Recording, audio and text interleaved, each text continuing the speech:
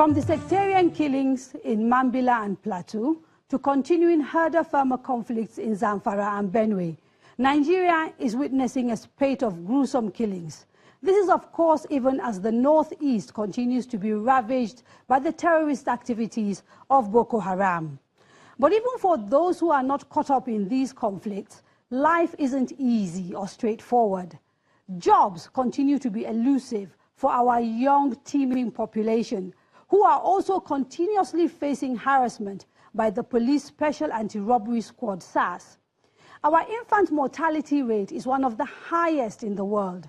According to UNICEF, Nigeria loses about 2,300 children under the age of 5 each day. Of those who survive, another 2.5 million suffer from stunted growth annually due to acute malnutrition. The catalogue of the problems facing Nigeria is long, and there is no gainsaying we are not where we should be as a nation. Things are not working, and some say it is because of the way we are structured. From big government, which is too expensive and unwieldy and exercises control over too many things, to the autonomy of regions. These issues are some of the problems that many believe have led to our dysfunction. For many, therefore, the answer lies in restructuring. But what exactly does that mean? Today on The Core, we turn our attention to this question and a few others. But first, here is an overview of the issue. Nigeria is at a critical crossroads. Are the multifaceted problems of the country only solvable through restructuring? If restructuring is a solution, can all Nigerians agree on what restructuring would entail? There has been extensive debate as to what restructuring ought to involve and how far it ought to go in addressing perceived structural frailties of the Nigerian state. Tonight, that debate continues as we seek to get to the core of the restructuring issue in Nigeria, with a view to ascertaining how much we seek to change and what might replace the elements being restructured in the country. Minerals, including oil fields, oil mining, geological surveys, and natural gas. This should be moved to the concurrent list. Mr. Chairman, this is a major recommendation because if this amendment that we are proposing is passed, it means that all minerals, including oil and gas, that are onshore will be vested in the states of the Federation. In January 2018, Kaduna State Governor Nasir El-Rufai submitted a report of recommendations on restructuring to the ruling All Progressive Congress APC after an intra-party committee on restructuring, which was chaired by him, had completed its work. The committee's report offered many conclusions concerning structural changes to the Federation, to include the transfer of several items from the exclusive legislative list to the concurrent list. Defend the Constitution of the Federal Republic of Nigeria. Since 1999, the nation's constitution has mandated certain developmental agenda to be under the exclusive purview of the federal government, and by extension to be legislated exclusively at the National Assembly. These developmental items are on the exclusive legislative list.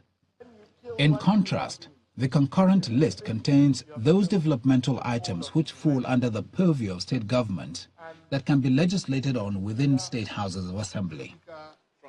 Some of the items recommended for transfer included Food, Drug and Narcotics Administration, fingerprints and identification of criminal records, registration of business names, labor and wage-related matters, mines and minerals, including oil fields, oil mining, geological surveys and natural gas, police, prisons, public holidays, to be classified as national public holidays and state public holidays, railways, as well as stamp duties.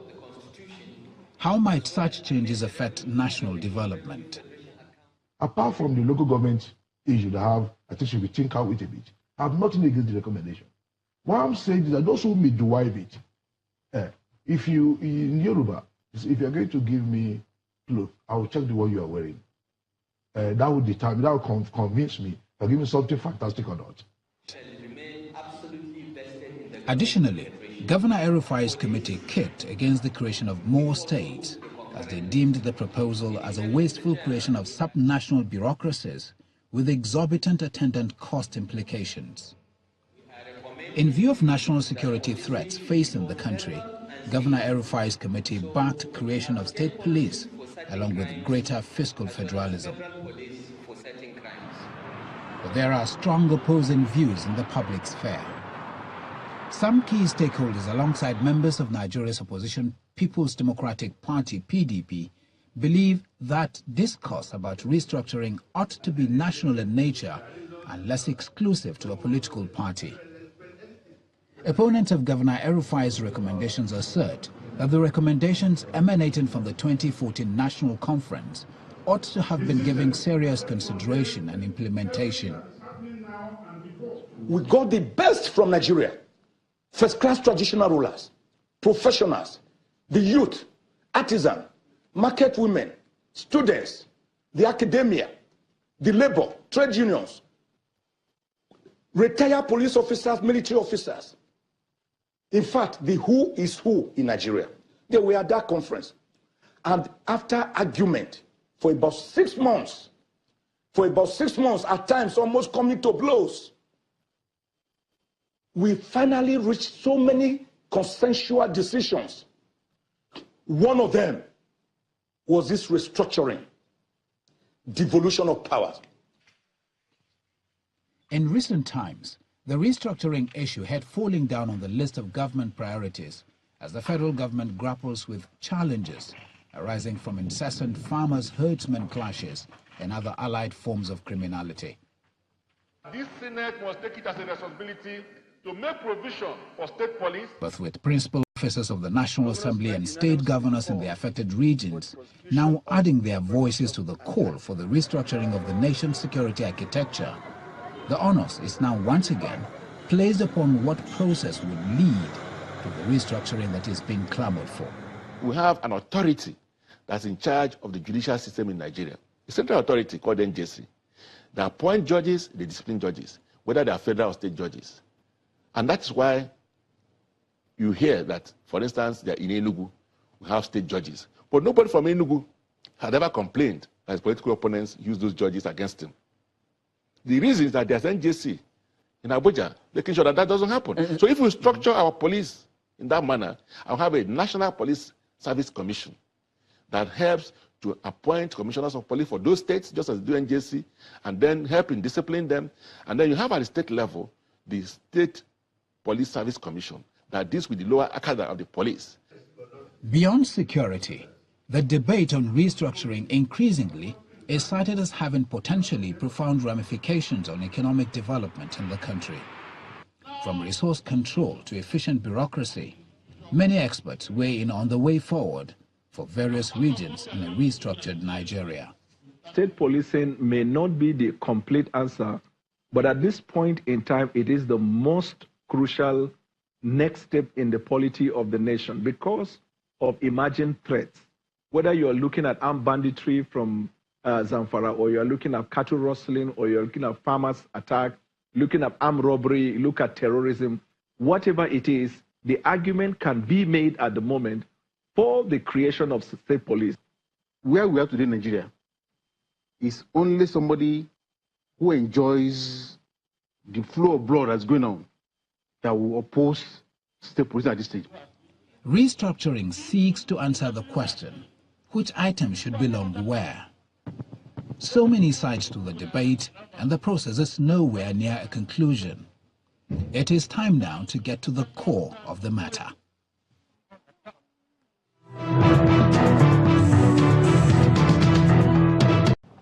Disagreements. In the studio to discuss restructuring with me today, I'm very pleased to have distinguished Senator Victor Ume of the All Progressives Grand Alliance. Thank you, sir, for coming on the program. Thank you, Kadaria. Honorable Mark Bila of the All Progressives Congress is also here with us. Thank you very much, sir, for coming. Pleasure is all mine, Kadaria. Thank you. Mr. Tokwe Fashoa is the chairman of the Abundant Renewal Nigeria Party, one of the new parties in the country. Thank you so much for joining us, sir. Thank you very much, Kadaria. And Dr. Akin Fakbunda, who represents the think tank Voice of Reason. Thank you for coming as well. Good evening, viewers. Yes, sir. Now, if I could start with you, distinguished Senator. We heard in that report the fact that restructuring means different things to different people, and every time you begin a conversation about restructuring, you're bound to hear all sorts of things. So let me ask you, what does restructuring mean to Apga? And does Apga consider restructuring an imperative for Nigeria today? Well, thank you very much. I think we need to look at the word itself, restructuring. And from the intro you made, it's obvious that we had a structure sometime, and we have a structure presently. And there's a very large consensus that the structure we have now is not giving us what we want.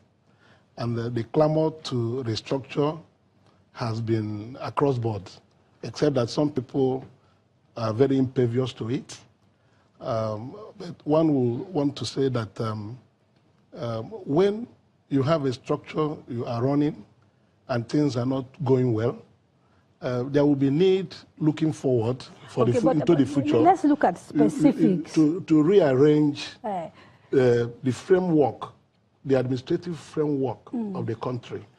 Like you said, so specifically, Apga's position regarding what needs to change is what exactly? What are the things that you think would be tweaked for you for a new structure to work? Well, it's not something that you can pigeonhole into one reason. One thing is to have a historical perspective to what we have had and what we have presently. Like you said, restructuring means different things to different people. The people see the need for restructuring from their own perspectives. You know, looking at what we have now, compared to what we had before the military took over Nigeria in 1967, 66, then 67 finally. Before then, we had regional arrangements. We had in the main three regions before. Would like to go back to that? We want a number of options to what we have to presently now. Okay, what we have presently, we need to look at the political structure Nigeria is operating. Like I said, initially we had 3 regions, later 4. And at that time, Nigeria was functioning very well. Okay, so and now, the military I don't mean to interrupt you, but I'm struggling to get you to tell us. No, I know. So that I tell you why we consider restructuring in some perspectives very important. Okay, sir. Yes. One is that before the military took over the reins of power in Nigeria, we had 4 regions created through civilian processes and parliamentary processes. When the military came, the 4 regions were disbanded, and states were created, starting from 12, with successive military regimes. We now have 36 states. And all these 36 states, none was created through a civilian parliamentary process, except that in the morning you wake up, the head of state will announce new states have been created. And people have been dislodged from where they were, moved to another place, and so on and so forth. And with decrees, these states were established. And by the time we arrived in 1999, we inherited 36 states and 774 local governments, all created without any form of consultation, except by military fiat. And we have lumped all this into a constitution, which we have now presently. There shall be 36 states in the Federation of Nigeria, and the schedule contains these 36 states. Okay, so there shall be 774 local governments. I'm coming. No, when the states were created, I have 4 other they will come in. But let me take this one as a key one. Okay. Why to us in Apga, we feel that restructuring is imperative. Okay. When the states and local governments were created, they were not created with an even parameter where you say this number of local governments will come from here, this number of states will come from here. So for Apga's state creation is an imperative. Yes, we believe that East. some people have been disadvantaged through the process of creation of states by the military. Okay. Like in my zone where I come from, we have 5 states. Okay, we have 95 local governments. So for the states, for example, Apga is not saying dismantle the state government, is that make it more equitable?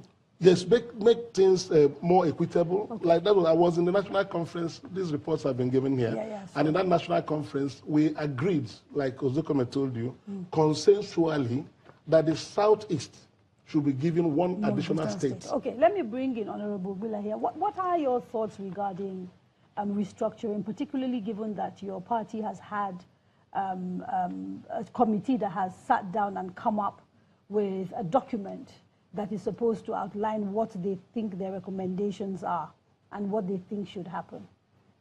Okay, in my opinion, restructuring is a culmination of an enduring clamor by Nigerians for our country to function, because of the fact that we perceive the way we're currently composed and structured isn't working as a nation.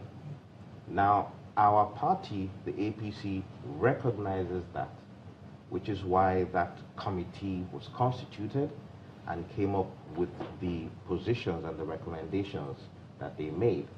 Now, the concern for some of us is the lack of engagement of the requisite institution to bring these recommendations So this is fruition. engagement with the document that has been produced, or are you saying you're not convinced that what has been produced is going to materialize? I want to try and understand what you're saying. Okay, no, now definitely there are certain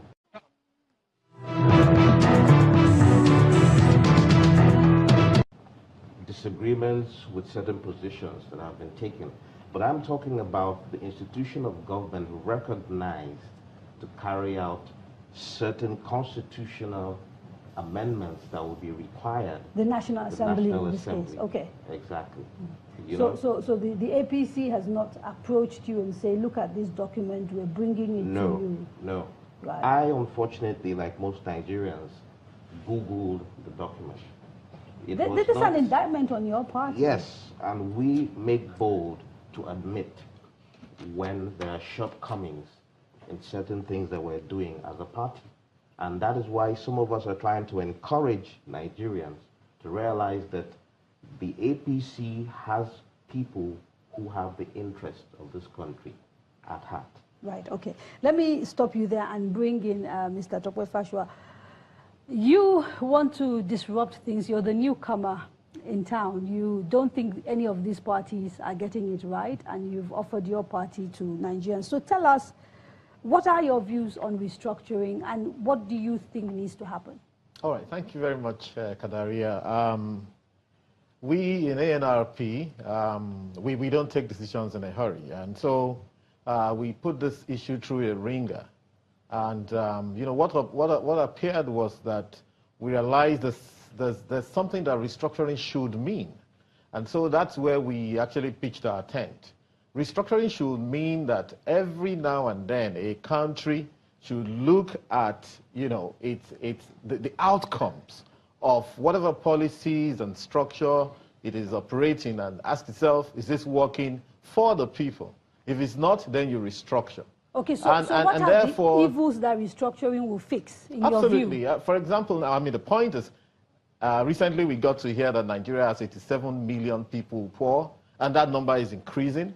If a country has independence in 1960, and up to date you are producing the largest number of poor people for the world, your structure isn't working.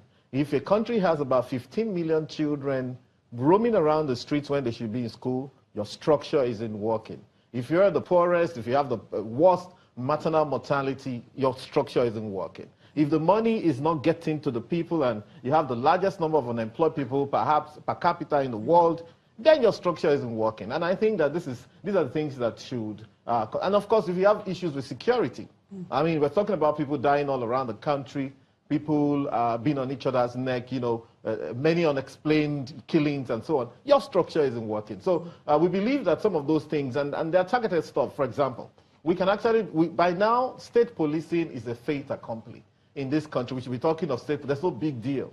All that stuff about the governor is going to use it. Yes, some of the governors are despots in their way, but we believe that the advantages outweigh the disadvantages.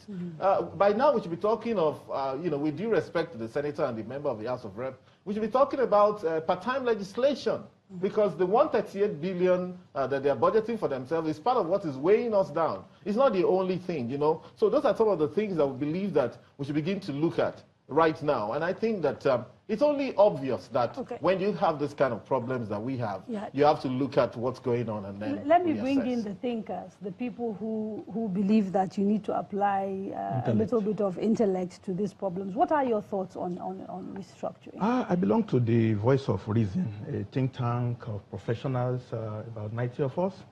And all what my colleagues have been saying is what we have been listening to.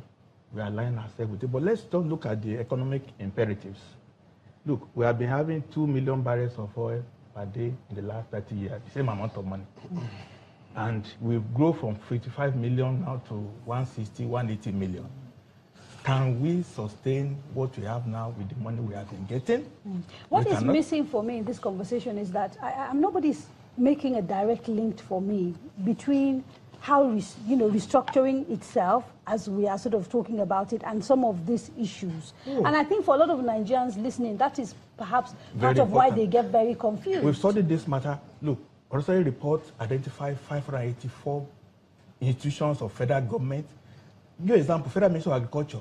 There are about 10 departments in Abuja, each one replicated in 36 states. Just one vehicle, staff, collecting salaries. So just the sheer size of the administration and bureaucracy. We cannot even afford, look, we cannot afford President Stemog. We cannot afford the job. We are not United States of America, for goodness sake. We are just a very small, not to Texas, a state in the US. So we cannot afford bicameral legislature. We cannot afford 36 state assemblies drawing money, just one vote a week, and all the resources is going into them. So in our own group, economic imperatives, efficiency of running the system. You need to operate on modular basis so that you can really look at problems on micro scale where it applies. On the macro scale, maybe foreign affairs, maybe external security, maybe passports. Yes, but you are in Arobisogu, and why somebody in Abuja take about how you're going to plant maize? What is his business? And you now have 36 multiplied by 8 departments in agriculture, Ministry of Works. Look, in Ministry of Works, there are up to 400 architects doing nothing. And you have these numbers from proper research. You're not just pulling them off the top of your head. I was in federal service. I retired a couple of years ago.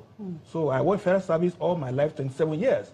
So I know what I'm talking about. The bureaucracy is you cannot just afford it.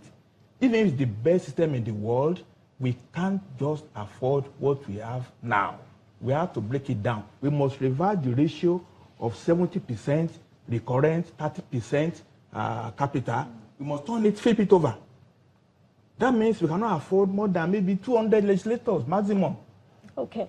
I think we'll get to details, because yes, we'll get to details. In VOR, we have done this, and the fair bodies that look, we have studied all the documents from 1931 up to date. Okay.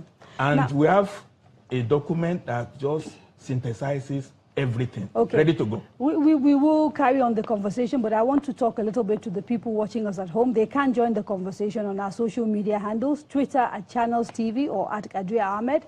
Please use the hashtag NGTheCore so that we can track what you're saying, and if possible, share your comments with everybody else.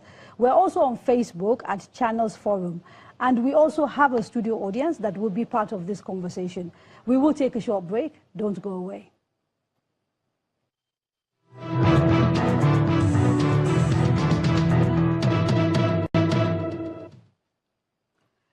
In the studio to discuss restructuring with me today, I'm very pleased to have distinguished Senator Victor Ume of the All Progressives Grand Alliance, Thank you, sir, for coming on the program. Thank you, Kadara. Honorable Mark Bila of the All Progressives Congress is also here with us. Thank you very much, sir, for coming. The pleasure is all mine, Kadaria. Thank you. Mr. Tokwe Fashoa is the chairman of the Abundant Renewal Nigeria Party, one of the new parties in the country. Thank you so much for joining us, sir. Thank you very much, Kadaria. And Dr. Akin Fakbunda, who represents the think tank Voice of Reason. Thank you for coming as well. Good evening, viewers. Yes, sir. Now, if I could start with you, distinguished Senator. We heard in that report the fact that restructuring means different things to different people, and every time you begin a conversation about restructuring, you're bound to hear all sorts of things. So let me ask you, what does restructuring mean to Apga? And does Apga consider restructuring an imperative for Nigeria today? Well, thank you very much. I think we need to look at the word itself, restructuring. And from the intro you made, it's obvious that we had a structure sometime, and we have a structure presently. And there's a very large consensus that the structure we have now is not giving us what we want. And the clamor to restructure has been across board, except that some people are very impervious to it. But one will want to say that when you have a structure you are running and things are not going well, there will be need looking forward for into the future. Let's look at specifics. To rearrange the framework, the administrative framework of the country. Like you said, so specifically, Apga's position regarding what needs to change is what exactly? What are the things that you think would be tweaked for you for a new structure to work? Well, it's not something that you can pigeonhole into one reason. One thing is to have a historical perspective to what we have had and what we have presently. Like you said, restructuring means different things to different people. The people see the need for restructuring from their own perspectives. You know, looking at what we have now, compared to what we had before the military took over Nigeria in 1967, 67 finally. Before then, we had regional arrangements. We had in the main three regions before. Would like to go back to that? We want a number of options to what we have to presently now. Okay, what we have presently, we need to look at the political structure Nigeria is operating. Like I said, initially we had 3 regions, later 4. And at that time, Nigeria was functioning very well. Okay, so and now, the military I don't mean to interrupt you, but I'm struggling to get you to tell us. No, I know. So that I tell you why we consider restructuring in some perspectives very important. Okay, sir. Yes. One is that before the military took over the reins of power in Nigeria, we had 4 regions created through civilian processes and parliamentary processes. When the military came, the 4 regions were disbanded, and states were created, starting from 12, with successive military regimes. We now have 36 states. And all these 36 states, none was created through a civilian parliamentary process, except that in the morning you wake up, the head of state will announce new states have been created. And people have been dislodged from where they were, moved to another place, and so on and so forth. And with decrees, these states were established. And by the time we arrived in 1999, we inherited 36 states and 774 local governments, all created without any form of consultation, except by military fiat. And we have lumped all this into a constitution, which we have now presently. There shall be 36 states in the Federation of Nigeria, and the schedule contains these 36 states. Okay, so there shall be 774 local governments. I'm coming. No, when the states were created, I have 4 other they people will come in. But let me take this one as a key one. Okay. Why, to us in Apga, we feel that restructuring is imperative. Okay. When these states and local governments were created, they were not created with an even parameter where you say this number of local governments will come from here, this number of states will come from here. So for Apga, state creation is an imperative. Yes, we believe that East. some people have been disadvantaged through the process of creation of states by the military. Okay. Like in my zone where I come from, we have 5 states. Okay, we have 95 local governments. So for the states, for example, Apga is not saying dismantle the state government, is that make it more equitable? Yes, make things more equitable. Okay. Like that, I was in the national conference. These reports have been given here. And in that national conference, we agreed, like Ozokome told you, consensually, that the Southeast should be given one additional state. Okay, let me bring in Honorable Bila here. What are your thoughts regarding restructuring, particularly given that your party has had a committee that has sat down and come up with a document that is supposed to outline what they think their recommendations are and what they think should happen? Okay, in my opinion, restructuring is a culmination of an enduring clamor by Nigerians for our country to function, because of the fact that we perceive the way we're currently composed and structured isn't working as a nation.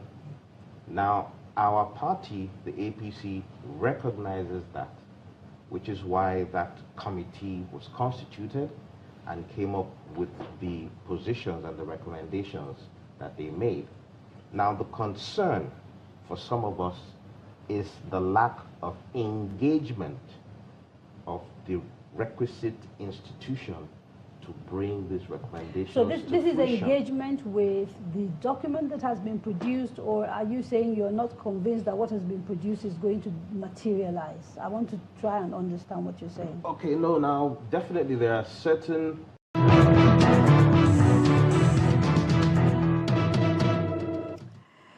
Welcome back. You are watching The Core and we are discussing restructuring. Now remember, if you are at home and you want to be part of this conversation, you can tweet your questions and comments and we will do our very best to make sure that we share them on this program. The details are to be found scrolling. Now, I want us to start getting into sort of the specifics of restructuring, particularly in the way it is viewed by different people.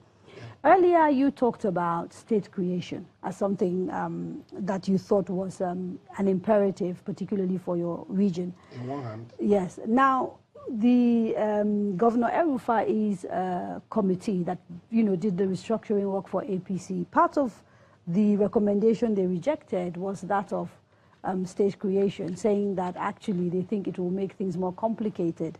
And apart from, when you talked about the confab in which you took part, and there was like a consensus that, the East should get another state. As I understand it, another 18 states were also proposed. And so my question to you is that, given what we've heard Dr. Akin talk about, the sort of size of government and how it's unwieldy and very expensive, do you honestly, realistically believe that adding more states is what Nigeria needs? Well, I'm not saying that we should add many more states. I'm talking about, first of all, maintaining a proper balance on the basis of equity and justice. Since these states have been created by the military in the past, a zone that has 5 states should be given 6 states. And the people there will now feel, yes, if there was any reason they had 5 states before, that has been compensated for. And they now have 6 states. We have 6 zones here, 6 states, all the other zones, 1 northwest, 7 states. That is on one hand, if we are going to continue with states. Then in the alternative, return to regional arrangement will cure most of these challenges we're talking about, size of government and all that. Because if we go by that basis now, we'll be talking about having 6 zones. Now that we have 6 zones, 3 here, 3 here, that's 6. So if we can return to regional arrangement, we have 6 regions. That will reduce the size of government we have. Okay. But what is very critical in what we are discussing about this restructuring is how to reduce the concentration of powers on the federal government.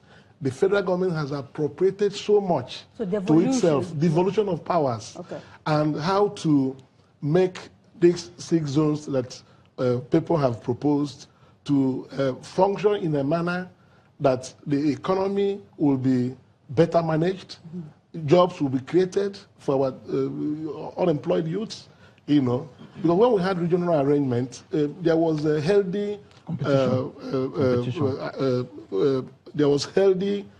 competition. Even if you don't call it competition, every zone, every region concentrated on activities it had comparative advantage. Okay, now to try and get a sense of how easy it is to be able to make the changes that are necessary. Earlier today, we were lucky enough to have Nigeria's Deputy Senate President, Senator Ike Ekweremadu. He came into our studios, and my colleague Ajuri Ngelele spoke to him. He asked him whether from the point of view of the National Assembly, to what extent can they tangibly restructure this country. So let's listen to what he said. A lot of people are believing that we can achieve the establishment, at least a legislation for the establishment of a state police before the election. Something can happen with the restructuring, especially regarding the devolution of powers. Remember, in the last effort, constitutional amendment, it was one of the issues that we looked at, and they came up with a number of items that could be moved from exclusive list to a concurrent list. Now, unfortunately, most of our colleagues did not support it. They didn't support it not because they didn't like it, but because there were pressures from where they come from. You know, there were fears that they're going to lose certain things and all that. So, and then, of course, they voted against it. Now, but we've had time to review it with our colleagues and explain to them how it's going to be a win-win situation for everybody. And so that is the continual dialogue we are engaging our people, and it's beginning again to make meaning to them. So if we're able to build sufficient consensus before the election, I can't see any reason why we cannot take some matters from the exclusive list to the concurrent list. Senator, what do you say to critics that say that, look, you know, the constitutional amendments are fantastic, they're good, but they're just not enough? They say that, you know, this bit-by-bit incremental approach is not the kind of restructuring that the nation needs, that it needs surgery instead of Band-Aid. I know. What are your thoughts about that? And is it even achievable within our current democratic context to have a radical restructuring kind of surgery, if you will? First of all, I agree with this, not achievable, but it can be achieved. It's not achievable because under our Constitution, Section 9 is talking about alteration of the constitutional sections. You can only alter certain sections of the Constitution. So you can't have a wholesale amendment of an entire Constitution. We can't have that. We can't bring about a new Constitution. So what we can do, which I've also advocated, I came up with a template. Again, it was defeated out of fear. Maybe some other time I explained to you what happened. But the problem is that under Section 9 of the Constitution, you can only amend the Constitution. You can't bring about a new Constitution. So if you want to do a whole new Constitution, first, you have to amend the Constitution, especially Section 9, to provide for how the new Constitution can come into force. And then that will be signed into law. Then that should be the foundation. Countries have done that, including Kenya, Zimbabwe, and I believe Brazil. In your view, within a 4-year dispensation, can this be achieved given the level of political tension that we have seen between parties, between branches of government, etc.? You see, the problem, I have to admit, is that all the constitutional amendment effort we've had has been the initiative of the Parliament. I'm sorry to say this. The executive had not shown sufficient interest in amending our constitution, or even in constitutional development. So that's why sometimes we finish this, spend a lot of money, you send it to the executive, they don't sign it. Right? Because they don't feel the pains. So some of them are benefiting from the system as it is. They don't want to change. So we need a federal government and state government that can realize the need for us to make progress, to reform our system. Not for them, not because of them, but in spite of them. And basically because of our children, the future, and what other think about us. So once we have that level of patriotism, we can now sit down and agree that this needs to be changed. Now, if you do that, what law requires, you have to have votes in the Senate and the House. You require 2/3, and in some instances 4/5. So it's something you can do in a day.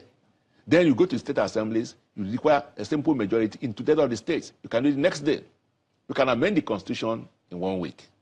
When Kadaria was ill, the issue of the fact is continued absence was an issue. We came up with doctrine of necessity to allow Jonathan to take over. It wasn't in our constitution. Now, we decided to amend the constitution to reflect that changes we've made. It took us 1 week, and it was done. If it comes down to essentially political leadership deciding to, on a bipartisan basis, do the right thing for the people, if a presidential candidate from PDP or APC comes out and says, look, I am running on the basis of restructuring Nigeria, can one man from one party promise that and really execute it, given the fact that you have the kind of situation that we have in the country today? Well, as a politician, let me tell you this. You must also you have to gauge the feelings of the people. Is he going to resonate with the people right now? And if it's going to do, what percentage of the people? Because as I said, there are people opposed to restructuring because they are gaining from the things as the way it is. They don't even understand what restructuring is all about. They believe they're going to lose all they have, all they're controlling. But that's not true. So if you are saying going to run on the basis of restructuring, fair enough, you have been patriotic, you have been visionary. But is that going to earn you votes? It's something you have to consider.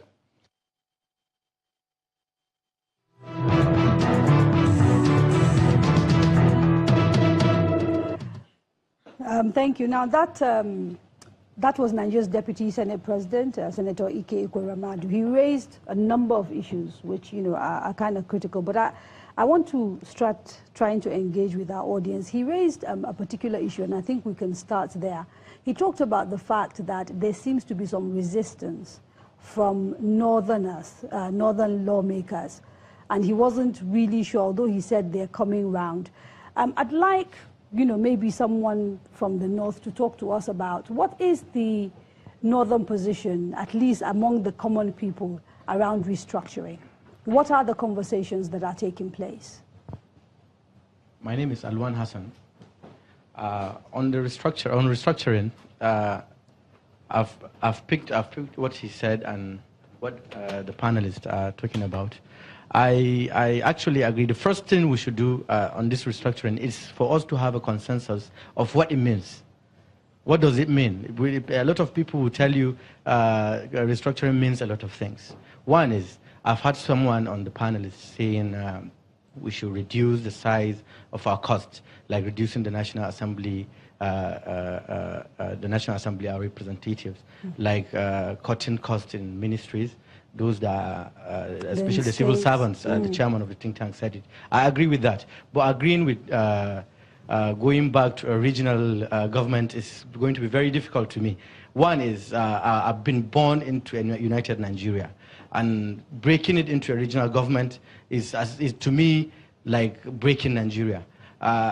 We are going forward. That what I'm trying to, so that's your view, but yes. But what is the view of the generality of your friends and people? That's what I'm saying. Okay. This is the view of the generality of my age mates that are being born into a united Nigeria. A lot of these people that will talk about regional government are people that had ID cards of regions.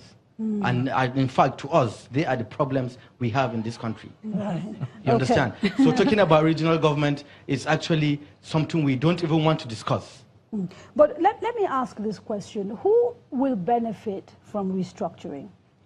Everybody will benefit from restructuring because some things are just better managed in small units. Even to look, we're in this room now. We are hearing ourselves. Supposing we are in a stadium.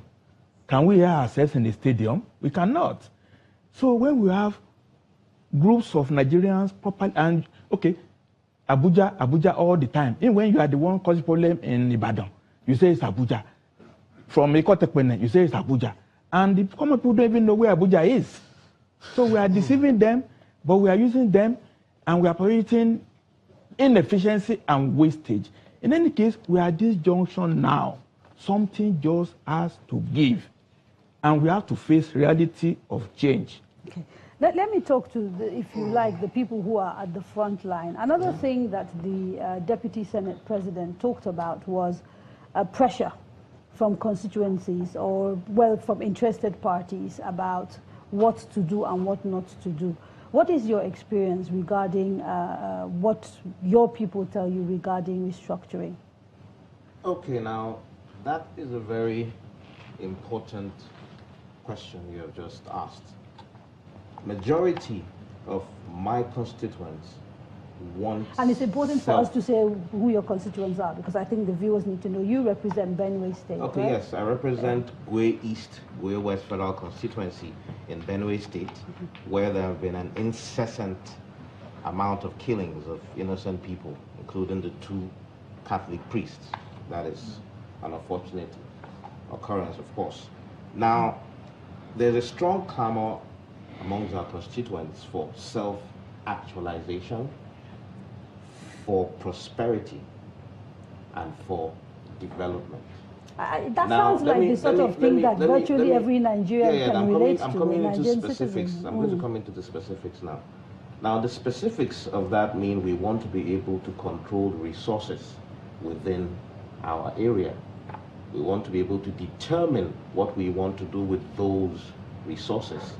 And that is why this 8th Assembly, actually in the National Assembly, had a challenge with the devolution of powers, because a lot of our colleagues did not understand. So when you talk about resources, I'm assuming you're talking farmland, because predominantly in Benue, you're farmers. No. Benue, apart from being the food basket of the nation, we're richly endowed with solid minerals. You see a change for mining moving from the exclusive list into... So I was coming to that, Kadaria. Sorry. I know I'm looking at my... Sorry. So yes, of course, in that regard, we're talking about the issues of the exclusive list, which right now is skewed in favor of the center, where you have 64 items, or rather 68, rather, it's 24.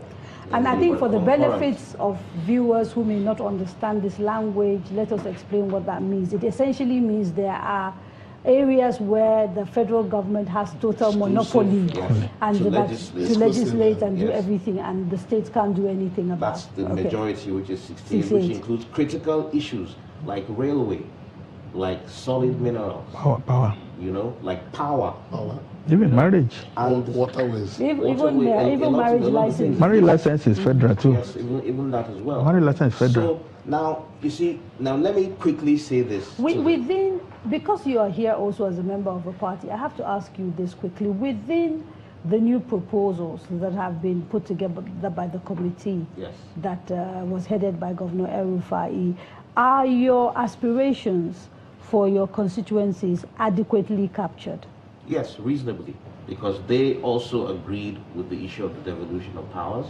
They agreed with the issue of state police in a situation where you constitutionally enact a law and the institutions of government at the center who refuse to implement So if President Buhari were to pass this today, you would be happy?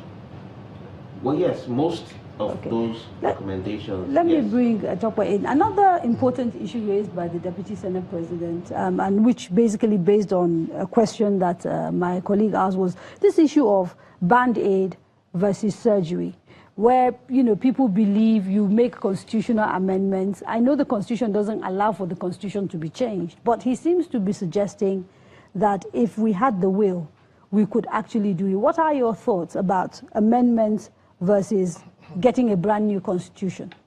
Thank you very much. Most Nigerians want a brand new constitution, and many times the reaction to the suffering and the time of the times and the fact that many people is like there's this huge load on you, you just want it rolled away.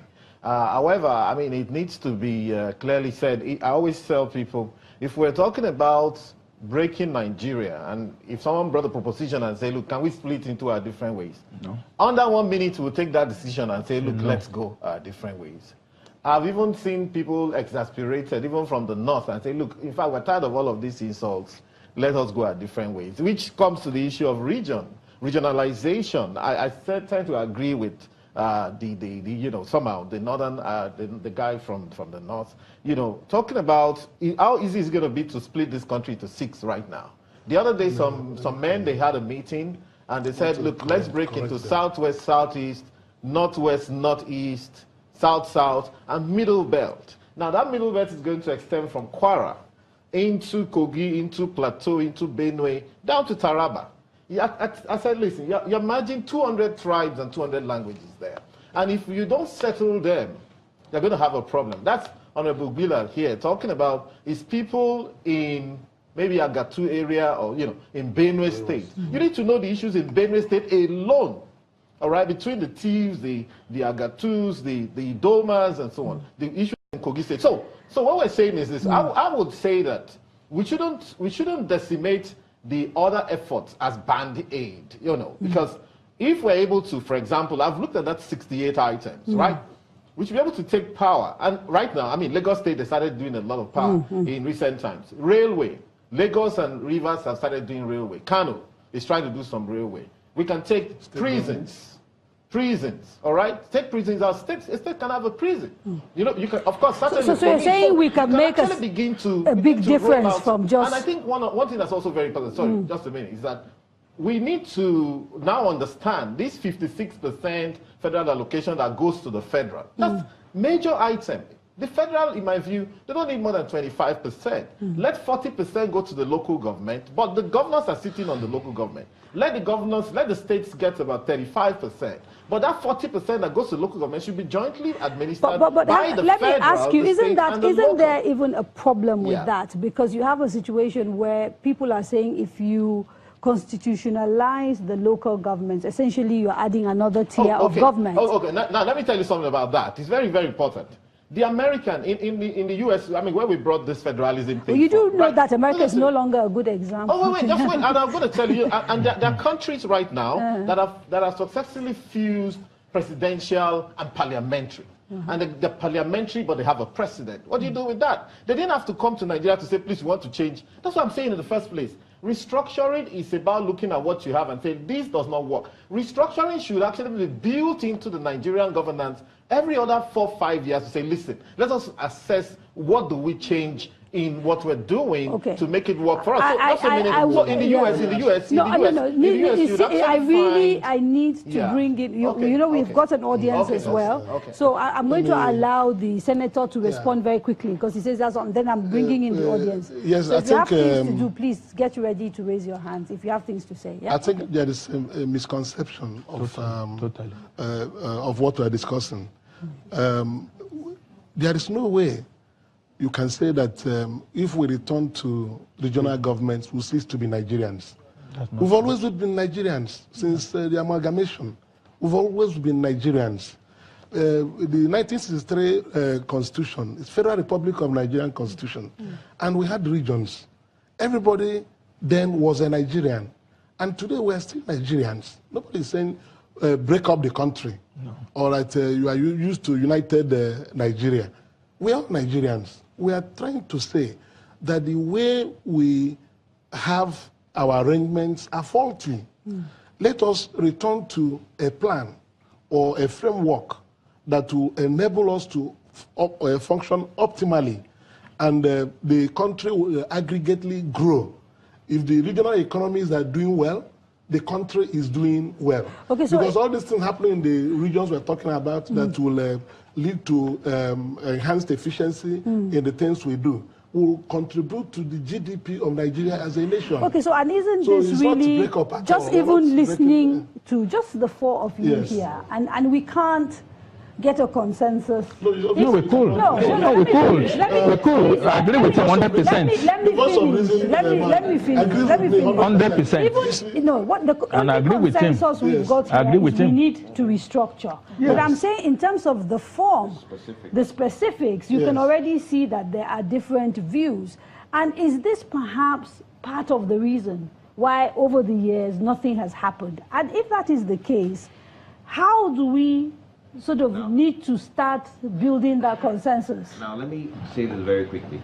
Now, democracy, as was defined at the Gettysburg Address by the former U.S. President is the government for the people, of the people, and by the people.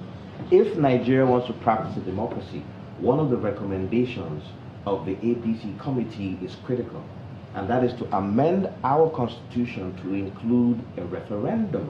True.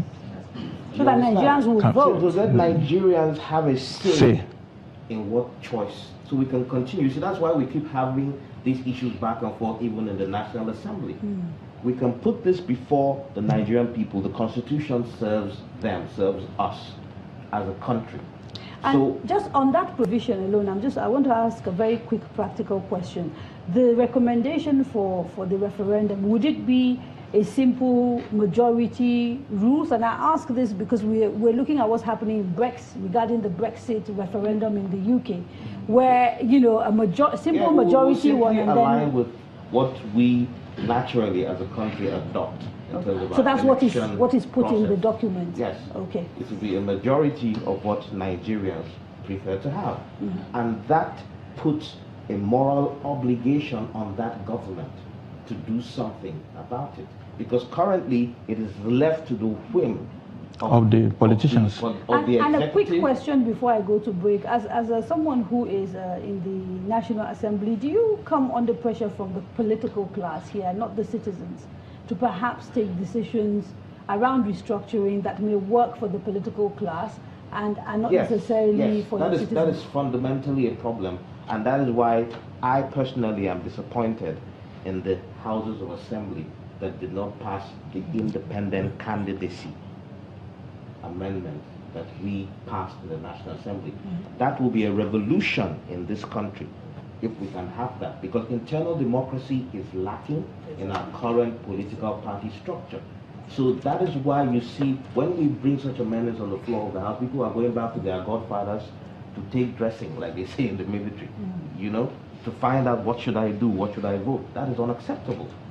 Now, if we have independent candidates who espouse the values that Nigerians espouse, then they will go there and represent the interests of the Nigerian people. Okay, I have to take a quick break. Please don't go away.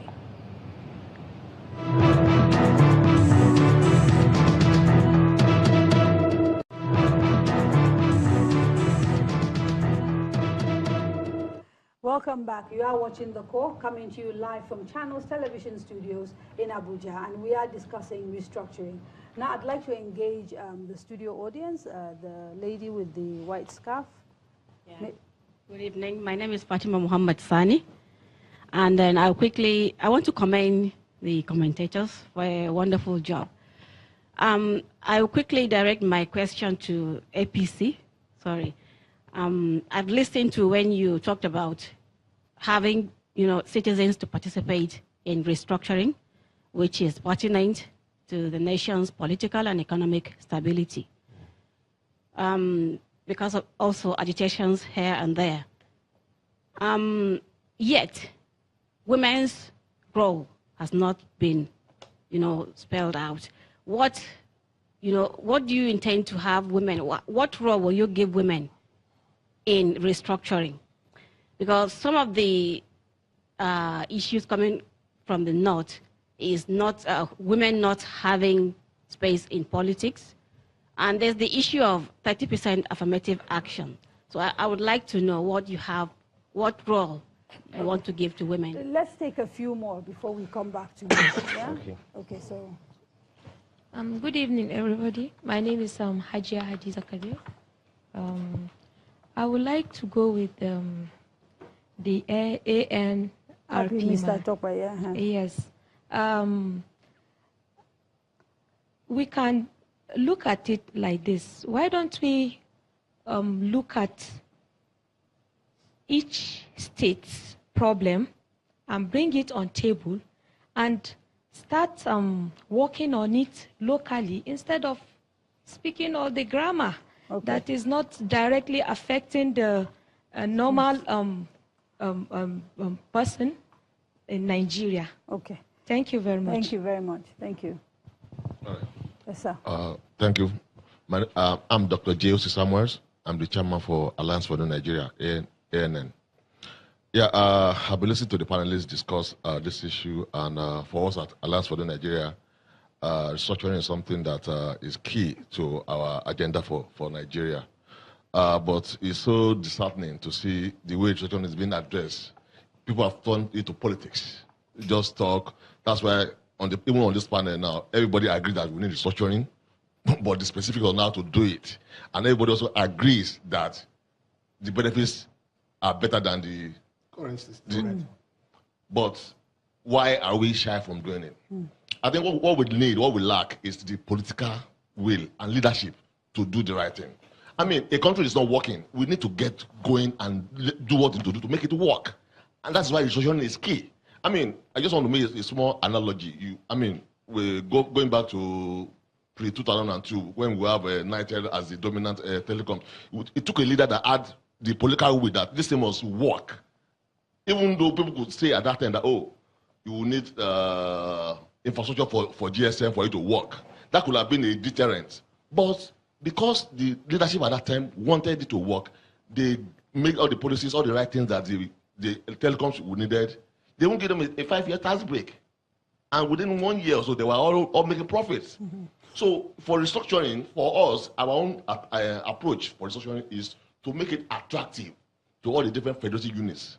And that is why it is very important that those exclusive items on the legislative list, we need to look at it holistically. So you believe if you make it attractive is by basically saying to states, this is what you'll be able to take charge of, and that is what is going to help. But I think the states kind of already understand that, So that is why, there's so much politics in all of this. People will talk about creation of states, additional states, or regionalized. Those are the things that are actually making it kind of complicated. But when you look at holistically, what are the benefits of restructuring, making it attractive? What you want to look at it, concurrently, all the things is not making on those states with all the bitumen that it has. Why are they not be able to turn it into gold, into money? Let's break it so that when those states is making money from resources, then it can be paying royalty to the center. Okay, sir, we have to go to the next person. Sorry. Yes, I'm a Bere Ifendo. My take is that we have all agreed here that we need restructuring. And the importance of restructuring actually is for us to go back to the old restoration of true federalism. And in doing that, there will be equity. And that's where what the senator said about the states, the extra state for the Southeast, is coming in now. That I agree sincerely with him. But the truth is that, most people are afraid of restructuring for reasons that they don't understand what restructuring is really all about. He tried to make some, examples. Yes, if we have true federalism, there is no state in this country that will not have something to bring on board. Our governors are lazy this time because they get money from the federal. But a situation where they will have to work out things from within the state, we are going to have, every state bringing up. They are not supposed to actually develop, at the same pace, but every state will, develop at its optimum level. Okay, thank you very much, ma'am. Okay, my name is Tony Osborg. Looking at the issue of restructuring from my end, I think the major reason why we've been clamoring for this is because we feel we need to have a system that is sustainable, that is efficient, and we have a productive people. We have a system of government where the government derives its sustainability from the people's contribution. And that is why when we define restructuring, we define it as whatever method we adopt towards federalism. What is federalism? Federalism, well, there could be different definitions of federalism, but the key point is that in a federal system, the subnational unit and the national unit must be independent and coordinate of each other. What does that mean? It means that the federating units should be able to sustain themselves independently of federal support. So if we don't have that kind of system, we say we practice federal system in Nigeria, but obviously what we have is a unitary system. Because if we practice a federal system, we won't have a situation where states have to entirely depend on allocations to survive. So when we say restructure, we're simply saying what can we do to make our states more sustainable? What can we do to have local control? What can we do? I want to come back to the panel before we go back again to the audience. There were a few issues raised. Let me see if I can just quickly recap them. There was a question asked regarding states and how to make sure that we look at the problems of states and just address that. And I think the issue here is that there's that sense in which sometimes we tend to focus a lot on the center and look at the center as the problem. But if you look at individual states and vis-a-vis their relationships sometimes with the local governments, you realize that they are also, mini oppressors in their own right. So that's one. And then the second one is whether APC will be institutionalizing affirmative action for women, as part of this drive for restructuring. And maybe you can deal with those things, because I think that specifically was addressed to you. Okay. Thank you very much, Fatima. That was a very good question. Now, the party itself, obviously, is quite conscious and keen on the issue of affirmative action. Now, let me explain what I mean in that regard. State, Washington, but when you go to Mississippi, Arkansas, Atlanta, and some of these other places, they're poor. You will see that the federal government gives what they call block grants. They give what they call categorical grants from the federal government of the United States, and even in Canada, the same thing happened. So what they did in Canada, US, is to say, listen, none of our citizens must fall below a certain low standard of living. For those states that are poor, they've kind of bridged it. Now, it doesn't mean that we should be irresponsible. So sorry, Kadaria, we shouldn't be irresponsible. States should look for what they're going to get. But when we approach the issue of restructuring from a position of angst, to say, look, some people are afraid they are going to be going into poverty. No. So let me ask it. The issue. Okay, you raised an issue here, because part of the issue that keeps coming up again and again is resource control. Yes. People wanting to take charge of money that is generated from the things that they generate. Absolutely. For example, and yet you're here still talking about some sort of subsidy system. No, listen, the subsidy, in spite of the fact that in the US, the resources are controlled by the states, but listen, the federal government generates a lot of money from immigration, from all of these things. They spread it around, and they send more to the states that are poor. Listen, it's Googleable. So now the point is this, that we support, first of all, the focus should be on how the states can generate as much as they can. Things like solid minerals should be devolved to the states. Let them go and, but the states as well. I'm also having an eye on the state governors to say that they haven't also, some of them, most of them, have not conducted themselves in a way that will show that they are allowing, and I'm saying that the economy has shrunk. Senator, excuse me, sir. Very quickly, that the economy has been shrunken to the cities. The next phase of growth for this country and for this economy is actually in those villages. We must go and liberate them. We must spend money there. Listen, most of villages. Please. Let me take a few more of the audience, then we'll come back and we'll start with you. Let me just take a few more people. Yes, sir. Your name, please. My name is Mr. Okoye. Mr. Ude Okoye is my name. I just want to ask one question, and also suggest or say what is exactly causing this problem to remain there. My question is to the APC House of Reps member. In 2014, PDP had a confab that had about 492 delegates, headed by a non-partisan man. I think we know the details. Okay. So, yes, please. Then in 2017, APC also had a restructuring committee headed by El-Rufai. And before APC came into power, they promised to restructure Nigeria.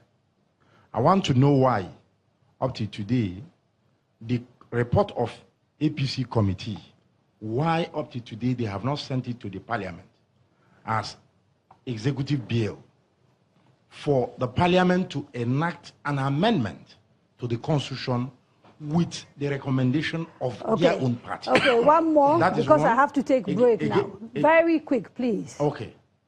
The last thing I want to say, the problem we are facing is no longer the issue of restructuring.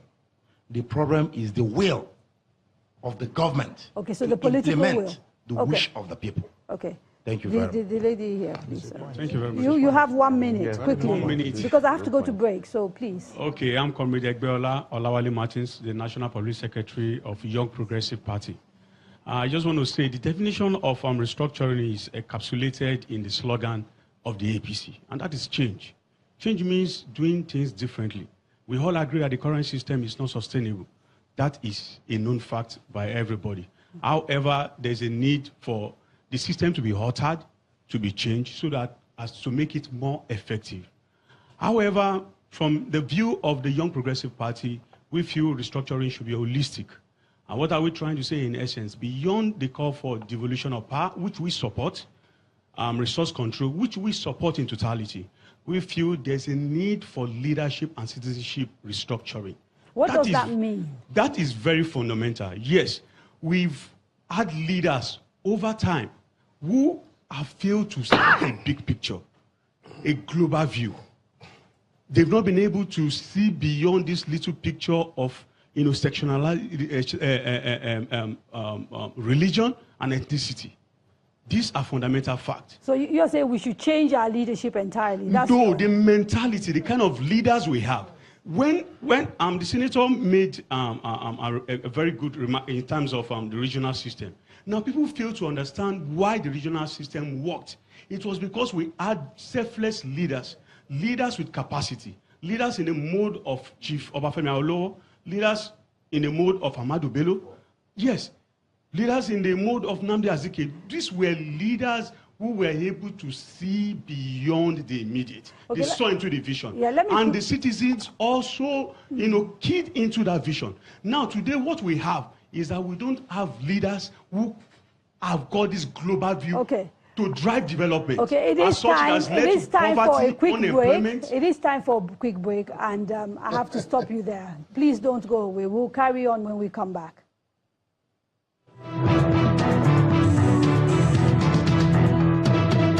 The front burner, but unfortunately, I'll be the first to admit that no definite policy direction or steps have been taken in that regard.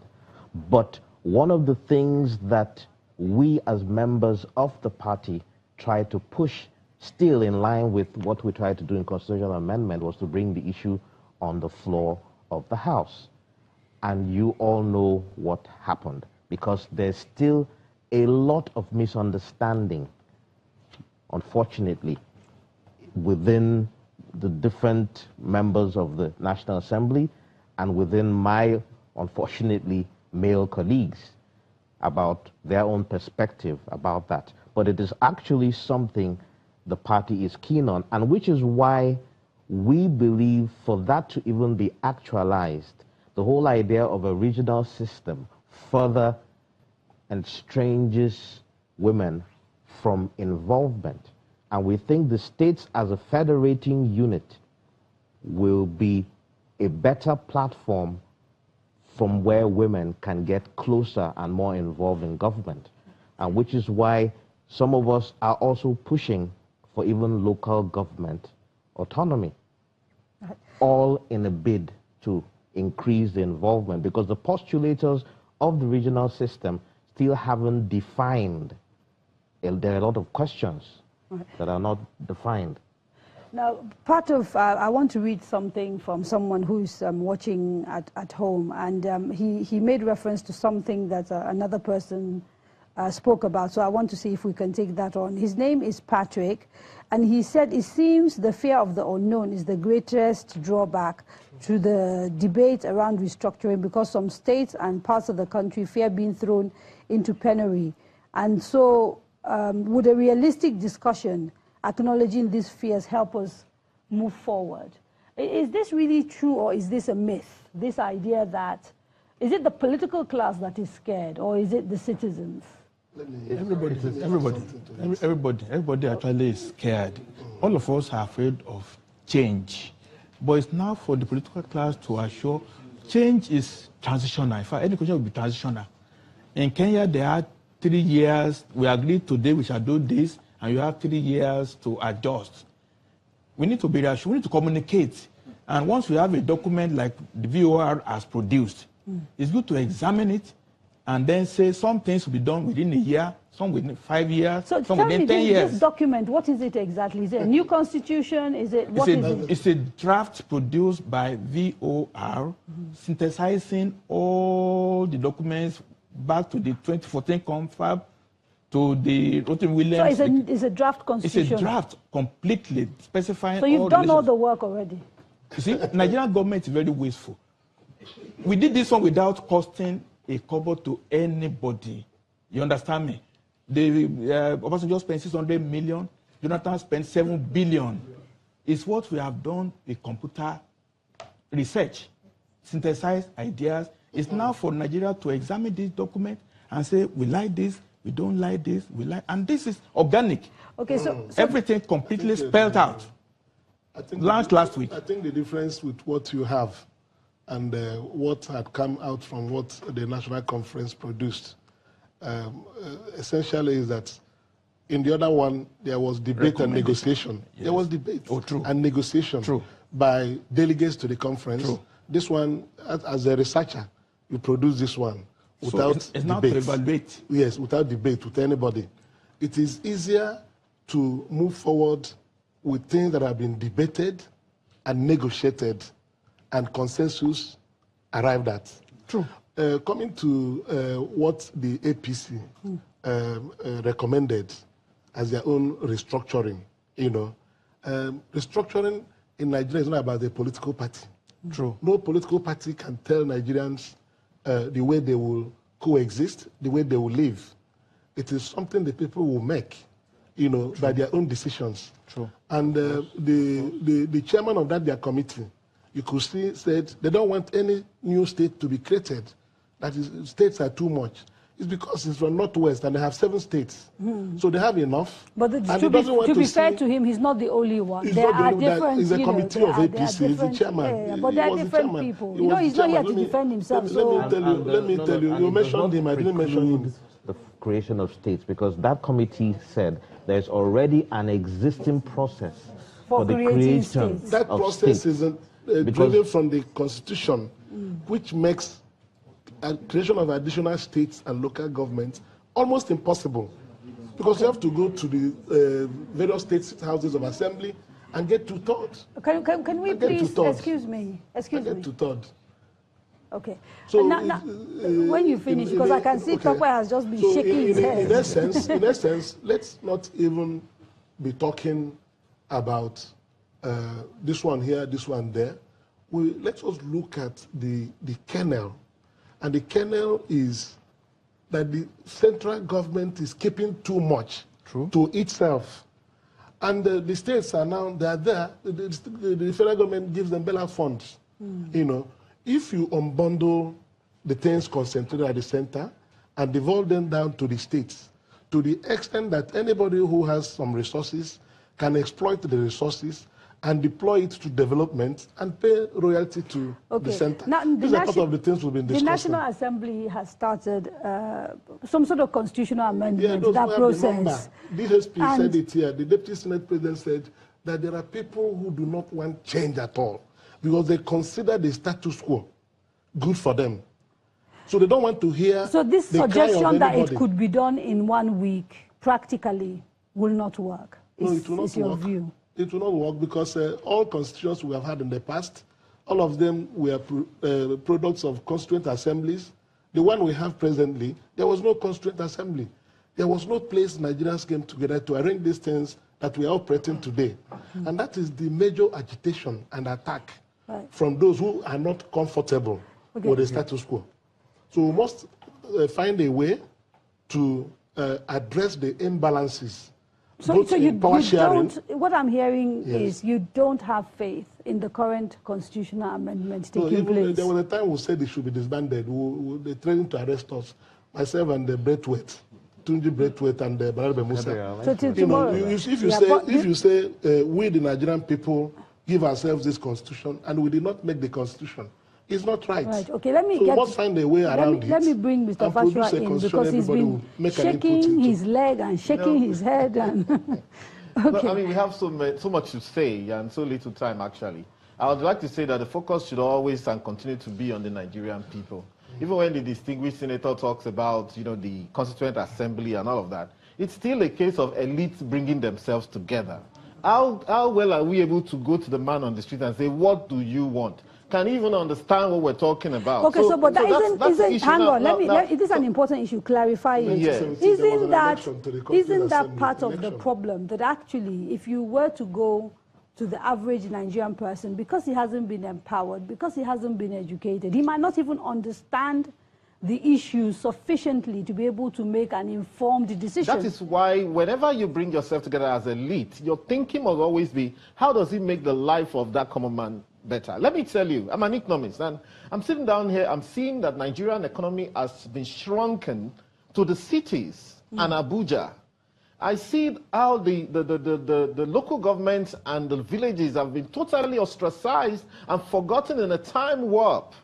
In penury and pain, they have nothing. And so whatever it is we're thinking about this restructure, it's not about creating a new state. You talk about the states, you go to the state government houses, you see the number of SUVs they're driving around, maybe like 30, 40, 50. This guy spent billions on some of these things. How does it affect the common man? We're saying that at the end of the day, whatever kind of arrangement we're trying to, if it doesn't make the life of that man better, listen, we're hitting the radar in many wrong ways. We have almost 200,000 Nigerians escaping from this country, running across the Sahara into Libya and swimming across the Mediterranean. 30,000 of them died last year. We're sending, in fact, 100,000 prostitutes into Italy.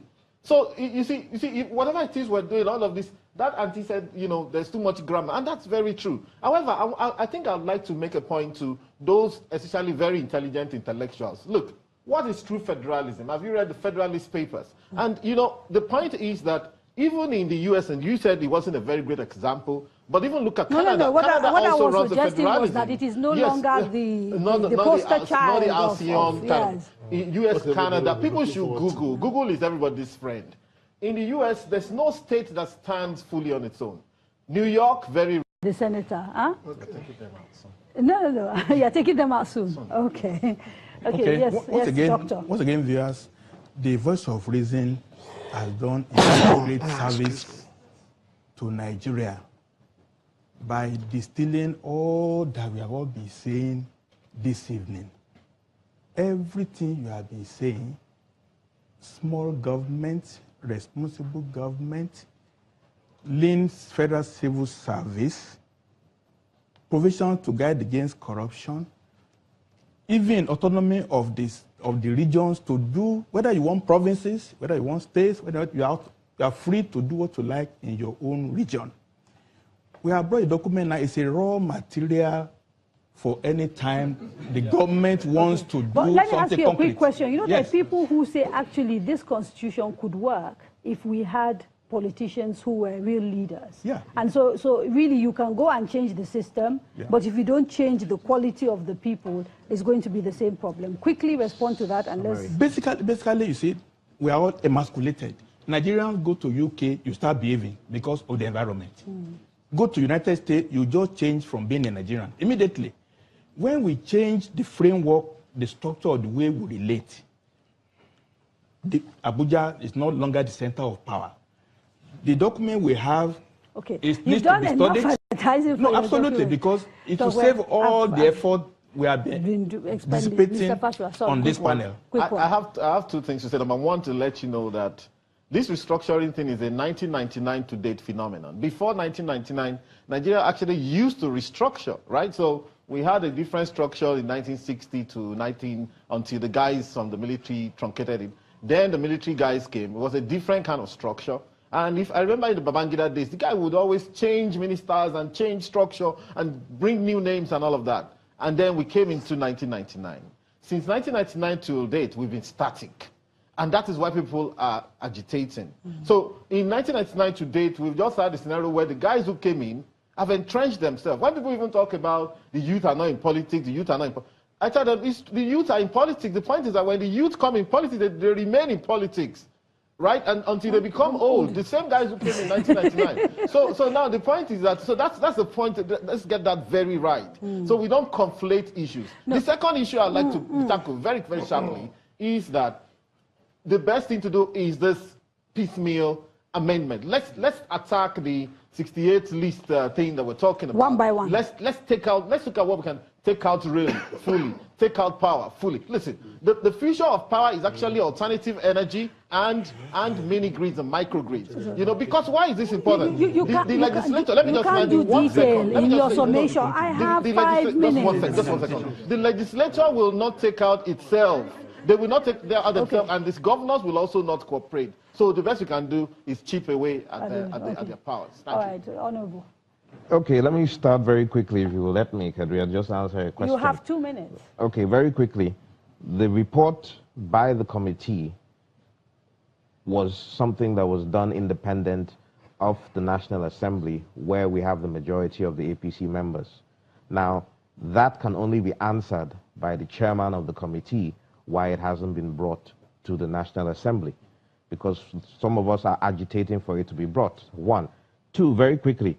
Now, the piecemeal approach is the best way, in our own opinion, to approach the issue of restructuring at this moment, because of the fact that there are too many contentions, too many agitations. We have to look at what we can address. The primary role of government as enshrined in our Constitution, security and welfare of the people. What can we do immediately to provide succor to our people? And that is put resources in their hands. Devolution of powers, revenue allocation, we have to revisit that. Fiscal federalism, these are all the things that we need to immediately approach, right? Okay. Exactly. And then, of course, giving the people a real voice by that referendum. And it's something, somebody asked that question, we have the political will to do it. So why can't you use the current arrangements to build in a referendum clause into the Constitution? Now, those are all part of the processes that are still in the works. Okay. Remember, we have other members. Yes, we have other members of other parties too.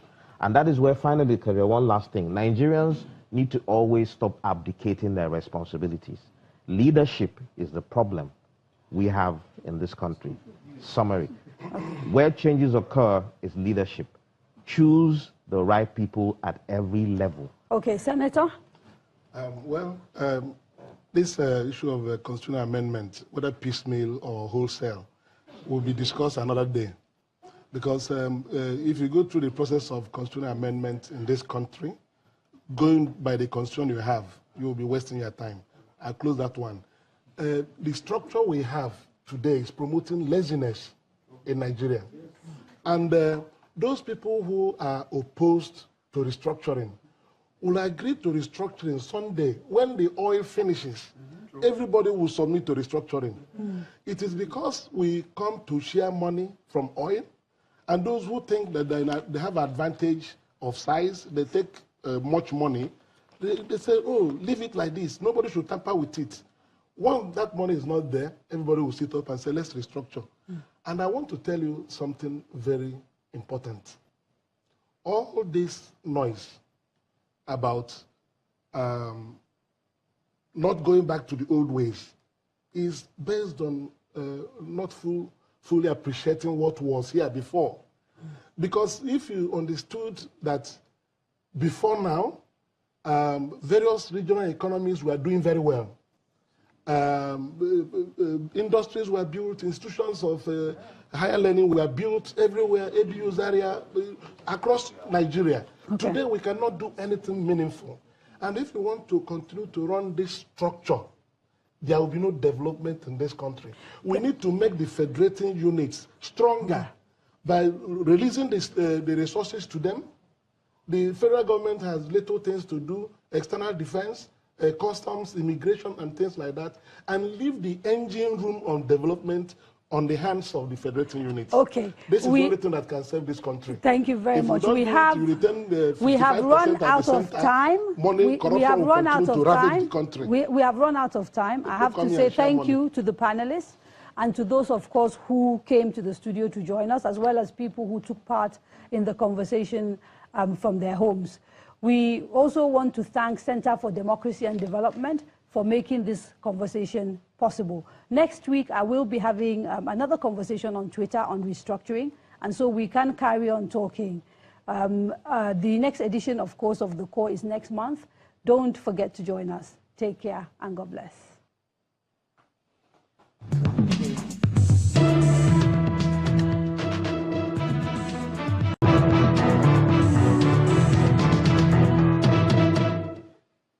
Welcome back. You are watching The Core, coming to you live from Channels Television Studios in Abuja, Nigeria, and we're talking about restructuring.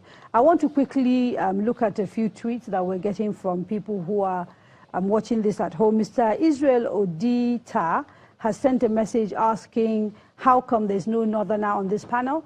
It's not for lack of trying. We did invite the governor of Kaduna State, Malam Nasru El-Rufai. Well, no, he was talking about Core North, what he called the Core North. And he said he was going to come, but he cancelled last minute because something came up that he couldn't deal with. So it's important to say we did invite the chairman of the APC, but I think he's done a decent job of representing his party. So now Uche Obi says that the clamor for restructuring is evidence of progressive failure of governance, and it continues to gain momentum. Olusoji Olamoyegun says restructuring is the key to jettison injustice in the name of federal character. Daniel Nomisham says it is true that a lot is not working, which means we have to change the approach. I agree totally with Tokwe Fashua. And Emmanuel Akman says Nigeria will benefit from restructuring in areas like state police, ownership of resources, weaker center, true fiscal federalism, debt management, job creation, and an enabling environment for investors. In fact, it is a win-win situation for all of Nigeria. Okay, quickly to the audience, and then I'll come back to the panel to try and wrap this up. Your name, please. Okay, my name is Amanda Chisum. I feel like enough have been said about restructuring since 2014 during the confab, but there's still that lack of political will, like everybody had said. So I'm just going to ask the member of the parliament, what is the commitment of the parliament to ensuring that there is accommodation for referendum? Because at the end of the day, we have a major issue here. The people have not spoken. A lot of people do not even know what restructuring means. The basic man at the street, just like you keep saying, the people at the village level, they don't even know what we're talking about. It seems to be an English between the intelligentsias and the political elite. So how do we send these messages across to the people at the grassroots level about the need to restructure and how it affects them? What is the commitment of the parliament towards making sure that referendum is included in our constitution? Thank you. The gentleman in the pink tie. Yes, sir. Good evening. My name is Temitope Atiba. I'd just like to take it immediately from the point where it seems that we have a problem with the incremental approach to amending the Constitution. I don't think that should be a problem now. What we have is the 1999 Constitution, and we have to be looking ahead. We don't need to go back to where we're coming from. So first and foremost, the incremental approach to amending the Constitution is all right. What we need is the will to get those, to approach the exclusive and the concurrent legislative lists and look at the things that affect us. There are two major issues that are pivotal in determining the big picture of what we want to do, which are the economy. That is what is in the pocket of Nigerians, and secondly, security. When we get these two right, we can decide on which side of the divide we want each factor, each item on the list to be. So, for instance, if we get our economy right, it devolves directly into resource control. If we decide that we want to have resource control, how do we want to have this resource control? Do we want a situation whereby the states own the resources and pay a royalty to government? Or do we want a situation whereby the federal government still handles the resources but pays a higher percentage to the states so that they have more to amend? And also, I must say that the 8th Assembly has done really well in the area of this restructuring and constitutional amendments. What we need now is for the party and the legislators, because the APC has a lot more legislators in the parliament. Well, okay. Well, you heard today's news, right? I am not into that. I'm just saying that I think that if they can harmonize their position, we'll probably be able to achieve more in Okay. in So restructuring the country. there's an issue he raised way. here, and which I think the Deputy Senate President referenced, which is this incremental tweaking. But he did say that it is possible actually for us to amend the clause that allows for tweaking to allow for a complete overhaul of the Constitution if we choose to. And the question is whether, again and again, there's the political will to do so. And maybe when the panel comes back, they can speak to us about that. Anybody else that needs, yes, the gentleman in green, and then we'll come back to the panel. Good evening, everybody. My name is Jude Ferrami. I'm former National Youth Leader for COA Party. And I think to a very large extent, my uncle here has been saying the idea of restructuring is coming to play. And I think someone who also mentioned on Twitter said the idea of restructuring is coming to play because of the failure of this government, which is evident to everybody. Apologies to the Honorable from APC.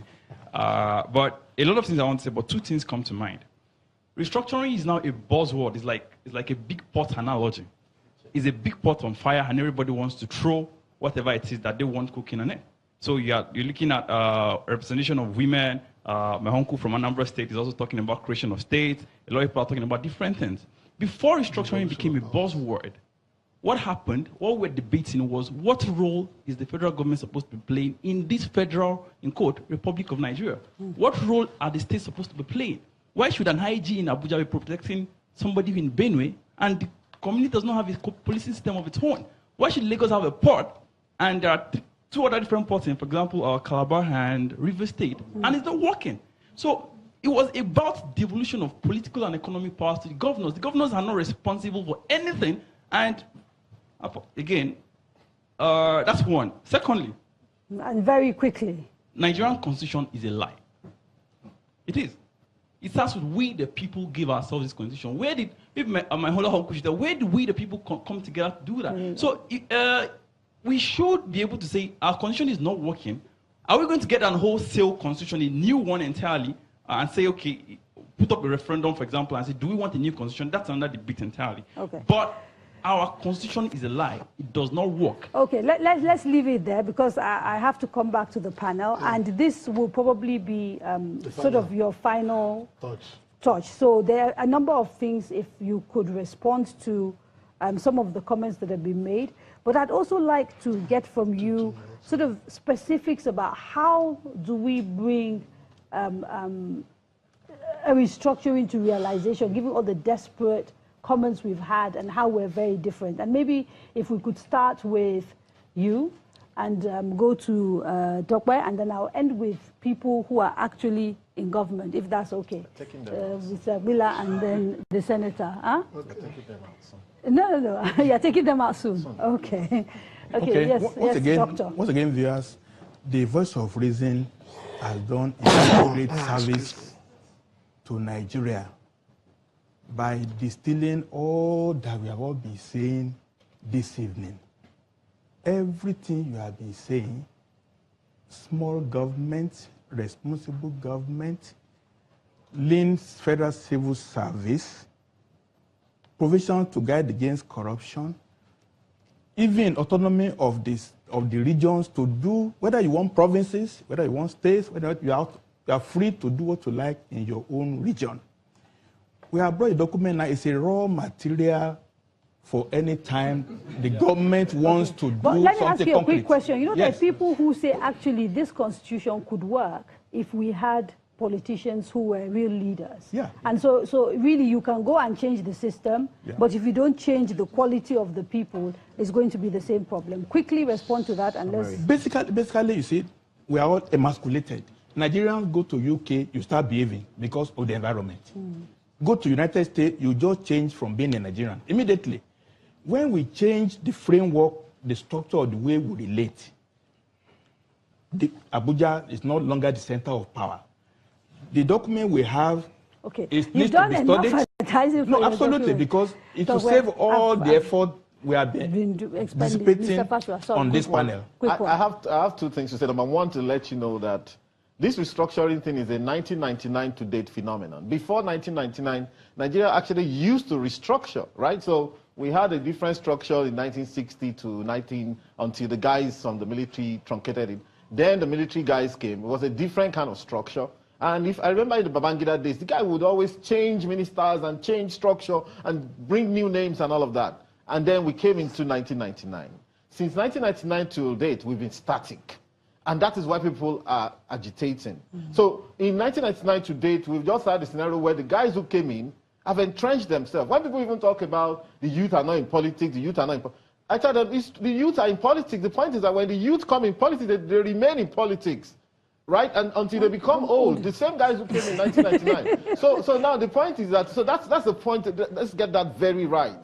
So we don't conflate issues. No. The second issue I'd like to tackle very, very sharply is that the best thing to do is this piecemeal amendment. Let's attack the 68 list thing that we're talking about. One by one. Let's look at what we can take out really fully, take out power fully. Listen, the future of power is actually alternative energy and mini-grids and microgrids. You know, because why is this important? The legislature, let me just remind you 1 second. In your summation, I have 5 minutes. Just one second. The legislature will not take out itself. They will not take out themselves, and these governors will also not cooperate. So the best we can do is chip away at their powers. Thank you. Honorable. Okay, let me start very quickly, if you will let me, Kadaria, just answer a question. You have 2 minutes. Okay, very quickly. The report by the committee was something that was done independent of the National Assembly, where we have the majority of the APC members. Now, that can only be answered by the chairman of the committee, why it hasn't been brought to the National Assembly, because some of us are agitating for it to be brought. 1. 2, very quickly. Now, the piecemeal approach is the best way, in our own opinion, to approach the issue of restructuring at this moment, because of the fact that there are too many contentions, too many agitations. We have to look at what we can address. The primary role of government, as enshrined in our Constitution, security and welfare of the people. What can we do immediately to provide succor to our people? And that is put resources in their hands. Devolution of powers, revenue allocation, we have to revisit that. Fiscal federalism, these are all the things that we need to immediately approach, right? Okay. Exactly. And then, of course, giving the people a real voice by that referendum. And it's something, somebody asked that question, we have the political will to do it. So why can't you use the current arrangements to build in a referendum clause into the Constitution? Now, those are all part of the processes that are still in the works. Okay. Remember, we have other members. Yes, we have other members of other parties too. And that is where, finally, one last thing. Nigerians need to always stop abdicating their responsibilities. Leadership is the problem we have in this country. Summary. Where changes occur is leadership. Choose the right people at every level. Okay, Senator? This issue of constitutional amendment, whether piecemeal or wholesale, will be discussed another day. Because if you go through the process of constitutional amendment in this country, going by the constitution you have, you will be wasting your time. I'll close that one.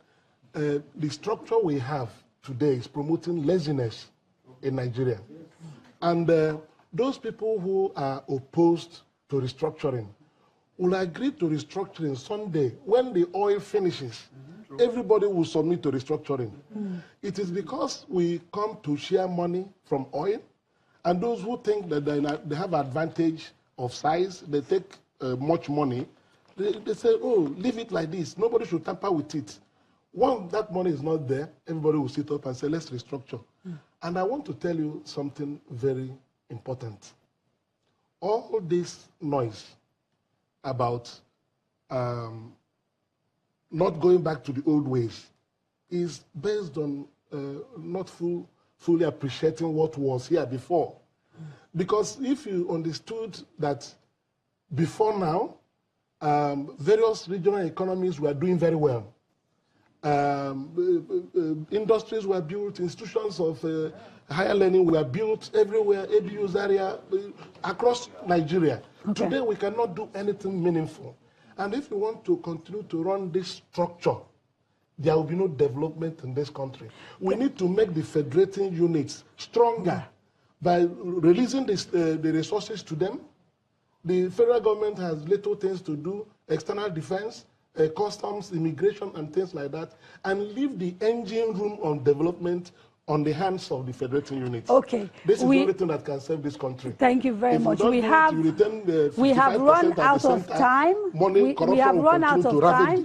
We have run out of time. I have to say thank you to the panelists and to those, of course, who came to the studio to join us, as well as people who took part in the conversation from their homes. We also want to thank Center for Democracy and Development for making this conversation possible. Next week, I will be having another conversation on Twitter on restructuring, and so we can carry on talking. The next edition, of course, of The Core is next month. Don't forget to join us. Take care, and God bless.